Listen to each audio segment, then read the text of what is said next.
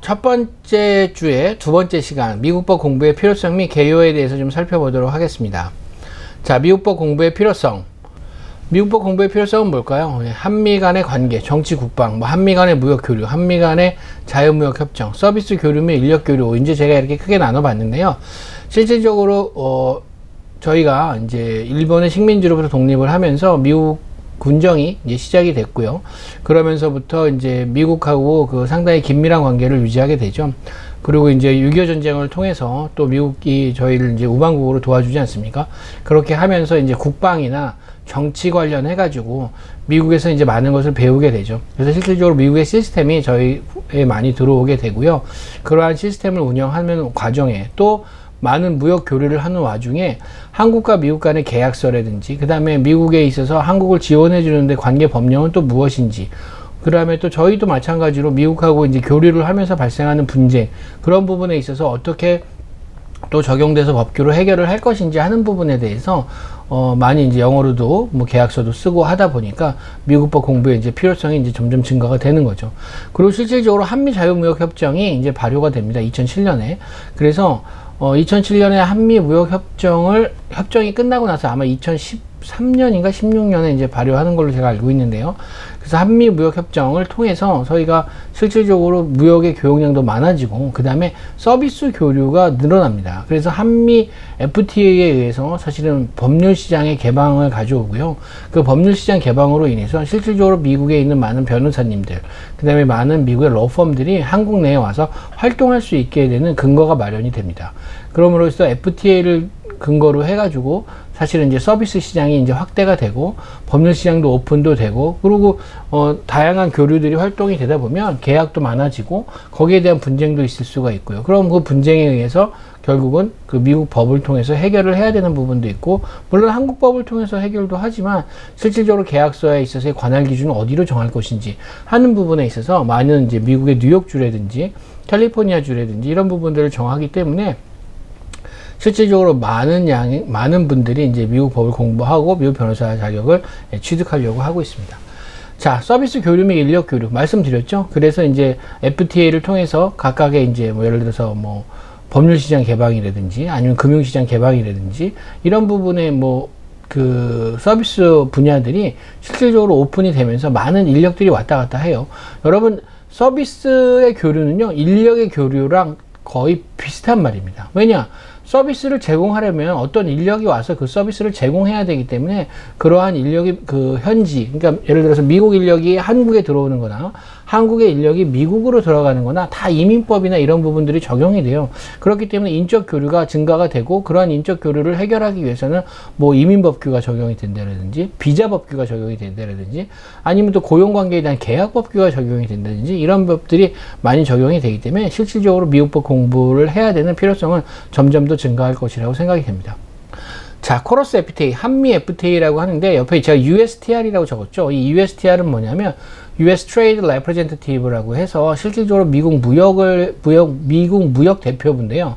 미국 무역에 관련해서 미국 정부를 대표하는 기관입니다. 굉장히 중요한 기관이에요. 그래서 항상 FTA를 협상한다라든지 하면 항상 이 USTR이 맨 선봉에 서게 됩니다. 자, 여기 보시면 한미 FTA를 통해서, 그러니까 리퍼블릭 오브 코리아, 한국하고 미국하고는 언제 2007년 6월 30일 날 한미 FTA에 대해서 이제 계약 사인을 하게 됩니다. 그때 이제 최종적으로 서명을 하고요.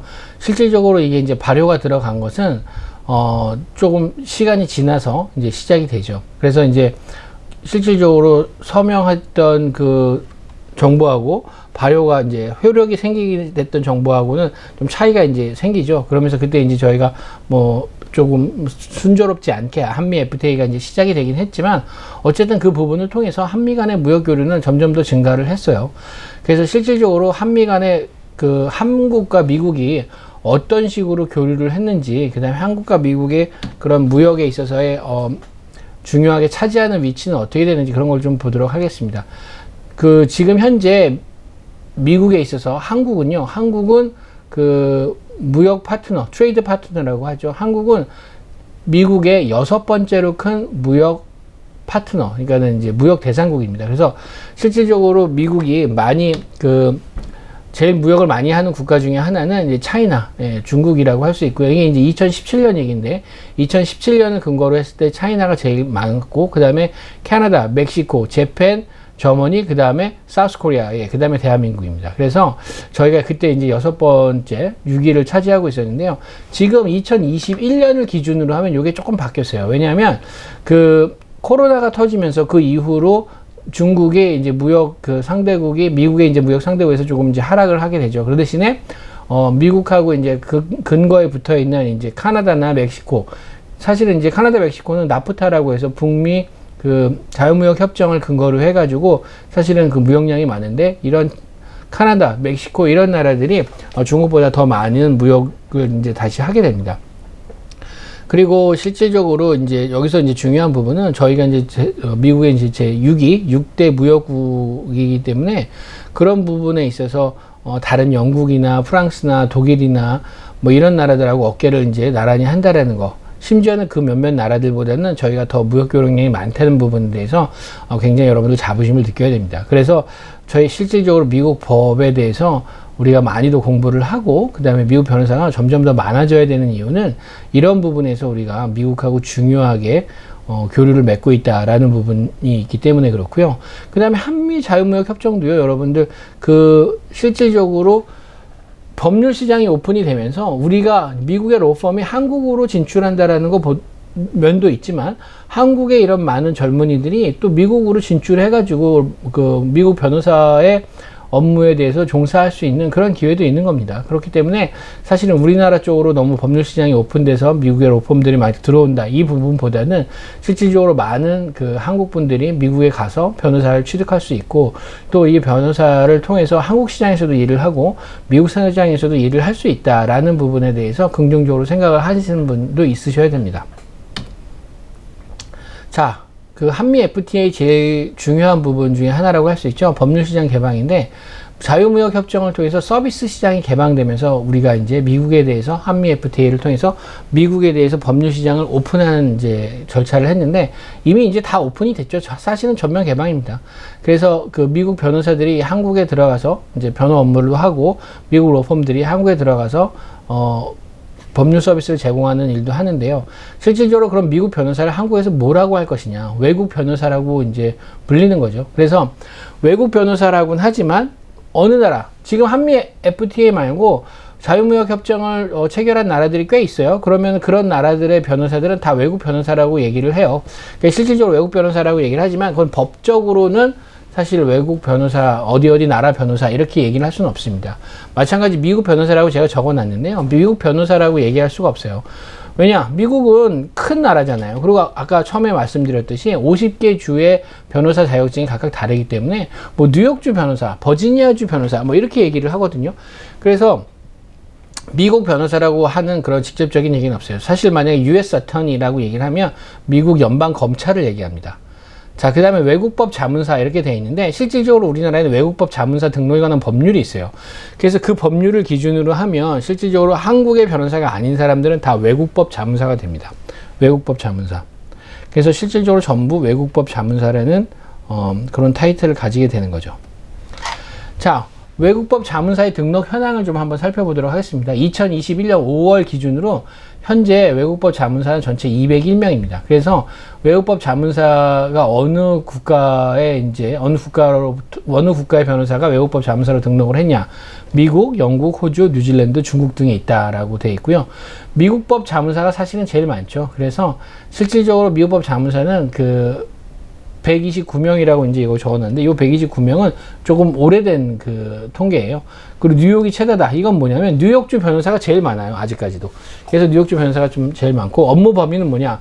원 자격국의 법령, 즉 미국의 직접적인 법률을 적용하는, 미국의 직접적인 법률에 대해서 서비스를 하는, 그래서 원 자격국의 법령이라는 말을 여기서 이제 이렇게 적어 놓게 된 겁니다.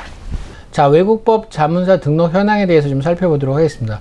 법무부 국제법무과 웹사이트를 이제 보시면요, 법무부 국제법무과라는 곳에서 실제적으로 외국법 자문사 등록에 대한 업무를 하고 있습니다. 그래서 실질적으로 보시게 되면 아까 말씀드린 것처럼 미국이 전체 157명.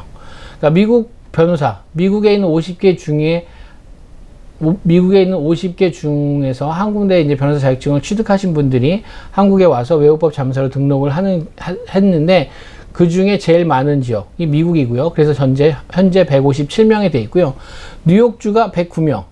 그 뉴욕주 변호사님들이 제일 많으시죠. 왜 그러냐면 제가 지금 개인적인 제 생각인데 많은 뉴욕주 변호사님들이 한국에서 법학을 공부하시고 미국에 가서 뭐 예를 들어서 LLM을 취득하게 되면은 바로 미국 뉴욕주 변호사 시험을 보실 수가 있었어요. 전통적으로. 그래서 저도 이제 그렇게 해서 변호사 자격을 딴 사람 중에 하나인데, 그래서 많은 분들이 사실은 뉴욕주 변호사 자격증을 취득하지 않았나. 그래서 그분들이 이제 대거 한국으로 등록을 하면서 많은 수의 그 뉴욕주 변호사님들이 이제 등록을 하신 걸로 제가 생각이 됩니다. 그리고 이제 다른 나라들도 뭐 뉴질랜드, 싱가포르, 영국, 뭐 중국, 프랑스, 호주 이렇게 있으신데 뭐 제일 많은 지역은 어쨌든 미국이고요. 그 중에서도 뉴욕주 변호사님들이 제일 많이 외국법 자문사로 등록을 하셨습니다. 자, 다음 그 슬라이드는요. 외국법 자문 법률사무소 등록 현황입니다. 마찬가지죠. 미국의 그 법률사무소가 24개나 한국의 지금 법률사무소로 등록이 되어 있습니다. 영국은 6개. 실질적으로 그 제가 좀 알기로는 미국에 있는 로펌들도 대형 로펌이 많지만 영국 로펌들도 엄청나게 많은 대형 로펌들이 있는 걸로 제가 알고 있어요. 그래서 어떤 규모는 사실은 미국보다 더 큰 걸로 제가 알고 있고요. 그런데 저희가 이제 미국하고 좀 더 긴밀한 관계를 유지하고 있는 것 같기 때문에 사실은 미국의 그 근거를 둔 그런 법률사무소, 로펌들이 많이 이제 한국으로 진출하지 않았나 그런 생각이 듭니다. 자, 외국법 자문사의 업무 범위에 대해서 좀 살펴보도록 할게요.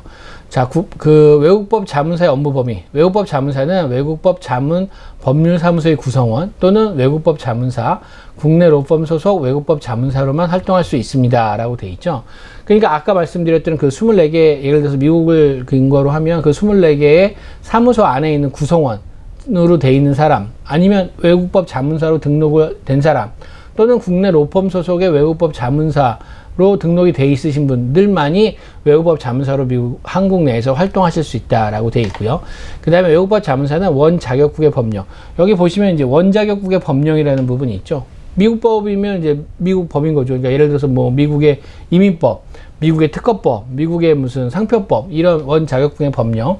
그 다음에 원자격국이 당사국인 조약이죠. 한미 FTA에 관련해 가지고 한국 정부가 어떻게 할 것인지, 한미 FTA에 관련해 가지고 뭐 한국의 업체들이 어떻게 할 것인지, 이런 부분에 대한 그 당사국, 그러니까 미국이 한미 FTA 당사국이기 때문에 거기에 이제 관련된 부분. 그 다음에 일반적으로 승인된 국제관습법에 관한 자문이 원자격국의 법령 등의 적용인 국제중재사건, 그런 경우에 있어서는 대리가 가능하다는 거죠. 그러니까 사실은 국제중재사건이라든지, 근데 국제중재사건인데 예를 들어서 뭐 뉴욕주 관련 법령을 근거로 한다라고 했을 때는 국제중재사건의 대리 업무를 할 수 있다는 거죠.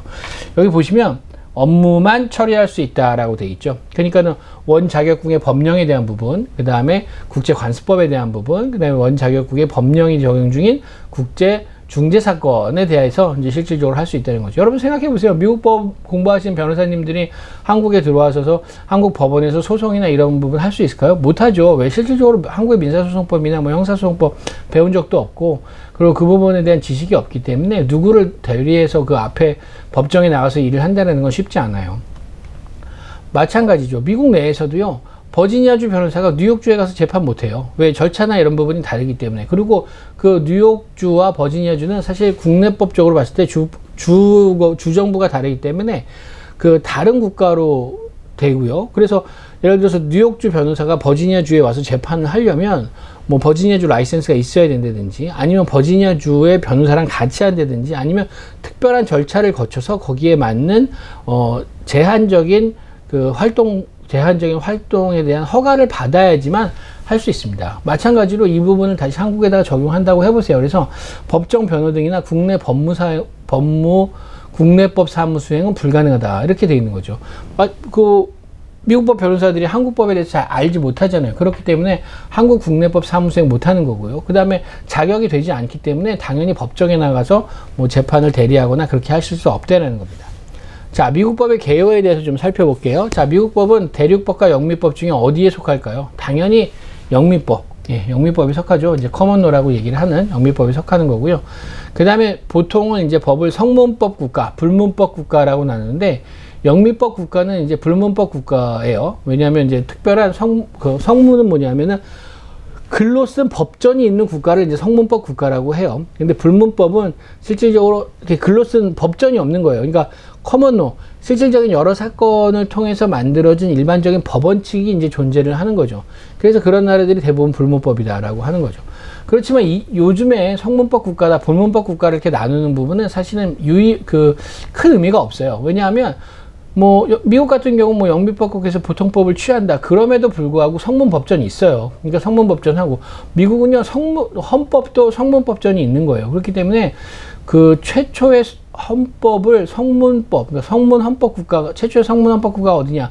미국이죠. 미국이기 때문에 사실은 딱 불문법이다, 성문법이다, 이렇게 딱 나누기는 좀 쉽지 않아요. 그렇지만 어쨌든 크게 나누면은 영미법주의를 택하는 주는 불문법이 많고, 대륙법을 택하는 주는 성문법이 많다, 이렇게 보시면 돼요. 자, 그래서 성문헌법이고요. 성문헌법을 가진 국가고요. 그 다음에 연방법과 주법. 미국의 헌법전에서 특별히 이러한 권력은 연방정부에 속한다라고 정해놓은 게 있어요. 그런 부분은 연방국가, 그러니까 연방정부에서 법을 만들어서 연방정부에서 집행을 하고요. 그 외에 어떠한 것들은 주정부에 속한다라고 해서 또 주법에서, 그러니까 주정부에서, 각 주정부에서 일정한 법을 정해가지고 그러한 일을 하는 겁니다. 그렇게 이제 연방법과 주법 이렇게 또 나눌 수가 있죠. 자, 미국법의 영문 명칭에 대해서 좀 볼게요. 이거는 저희가 이제 미국법 변호사 시험에 주로 나오는 부분에 대해서 정리를 한 거예요. 자, 컨스티튜션, 미국 헌법이죠. 미국 헌법은 컨스티튜션이라고 한다, 이렇게 생각하시면 되고요. 불법행위법, 톨트, 계약법은 contract, 계약이라는 뜻이죠. 예, contract. 그 다음에 부동산법은 real property law예요. 자, 리얼 프로퍼티는 부동산이에요. 부동산의 반대는 뭐죠? 동산이죠. 그러니까 우리는 동산을 알 때 부동산 움직일 수 없는 거, 동산, 움직이는 거, 이렇게 나누죠. 근데 미국은 리얼 프로퍼티에서 실질적인 자산, 예, 부동산을 의미하는 거고요. 그 다음에 퍼스널 프로퍼티, 개인적인 자산, 예, 동산을 의미하는 겁니다. 그래서 동산을 얘기할 때는 퍼스널 프로퍼티라고 얘기해요. 자, 형법은 크리미널 로, 그 다음에 크리미널 프로시저, 여기 이제 프로시저 형인데, 형사소송법이 크리미널 프로시저예요. 형법은 크리미널 로고요. 그 다음에 민사소송법은 예, 시빌 프로시저가 되겠고요. 증거법은 에비던스라고 할 수 있죠. 자, 두 번째 시간 이제 됐고요. 마지막 시간은 저희가 이제 다음 시간에는 세 번째 시간으로 첫 번째 시간, 두 번째 시간에 배운 부분에 대해서 좀 정리를 해보고 문제도 몇 개 좀 풀어보는 그런 시간을 갖도록 하겠습니다. 감사합니다.